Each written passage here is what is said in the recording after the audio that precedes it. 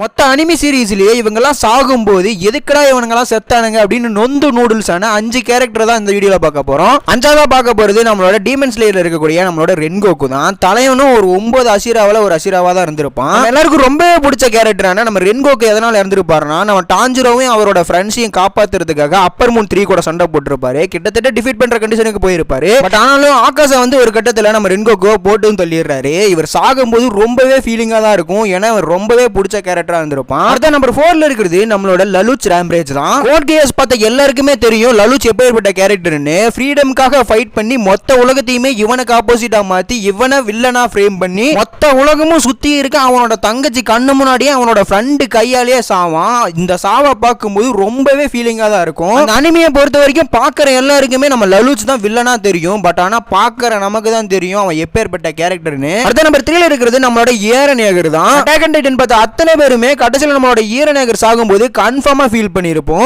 இந்த உலகத்துல எல்லாருக்குமே ஃப்ரீடம் கிடைக்கணும் அப்படின்ற காரணத்துக்காக பல்லாயிரம் தடவை லூப்புக்குள்ளே உயிர் வாழ்ந்திருப்பான். எல்லா வழியும் தேடி பார்த்திருப்பான். ஆனா எந்த வழியும் கிடைச்சிருக்காது. கடைசியில ரம்பிளிங்க இறக்கி மொத்த உலகத்துல முக்காவாசி அழிச்சிட்டு தன்னோட உயிரையும் சாக்ரிஃபைஸ் பண்ணிருப்பான். அவன் சாகும் போதெல்லாம் ரொம்பவே ஃபீலிங்கா தான் இருக்கும். அடுத்த 2ஆவதா இருக்கிறது நம்மளோட ஜிராயா சென்சை தான். ஜிராயா சாகும் போதெல்லாம் ரொம்பவே ஃபீல் பண்ணிருப்போம். கல்லும் கரையும் அப்படின்ற மாதிரி அழுவாதவங்க கூட அழுந்திருப்பான். அந்த அளவுக்கு ஜிராயா ரொம்பவும் எமோஷனலா அட்டாக் பண்ணி விட்டுருக்கும். தலைவெல்லாம் அந்த இடத்துல போய் சாகணும்னு அவசியமே இல்ல. ஆனா பிளாட்டை வச்சு தலைவனையும் போட்டு தள்ளி இருப்பானுங்க. அடுத்த நம்பர் 1ல இருக்கிறது நம்மளோட ஏசோட டெத் தான். நம்ம ஒன் பீஸ் பார்த்த அத்தனை பேருக்குமே தெரிஞ்சிருக்கும் ஏசோட சாவு எந்த அளவுக்கு கொடூரமா இருக்கும்னு. ஏன்னா தலைவனை காப்பாத்துறதுக்காக மெரைன் ஃபோர்ட்ல ஒயிட் பியர்டோட டீம்ல இருந்து லூஃபி வரைக்கும் எல்லாம் வந்து சண்டையை போட்டு ஒரு வழியா காப்பாத்திட்டாங்கடா அப்படின்னு நினைக்கும் போது கடைசியில வந்து பின்னாடி இருந்து ஒரு சாத்தி நம்ம ஏசா போட்டு தள்ளிடுவோம் அந்த அட்மிரல் கிறுக்கு பையன். அந்த சீனெல்லாம் பார்க்கும்போது ஏன்டா அப்படி உயிரா வாங்குறீங்க, ஏன்டா அவனையெல்லாம் போட்டு தள்ளுறீங்க அப்படின்ற அளவுக்கு இருக்கும். இதோட இந்த வீடியோ முடிச்சுக்கலாம். இந்த வீடியோ பிடிச்சிருந்தா இந்த வீடியோ லைக் பண்ணிட்டு நம்ம சேனல் சப்ஸ்கிரைப் பண்ணி வச்சுக்கோங்க. அப்பதான் நாங்க போடுற ஒவ்வொரு வீடியோ உங்களுக்கு நோட்டிஃபிகேஷன் வரும். தேங்க்ஸ் ஃபார் வாட்சிங்.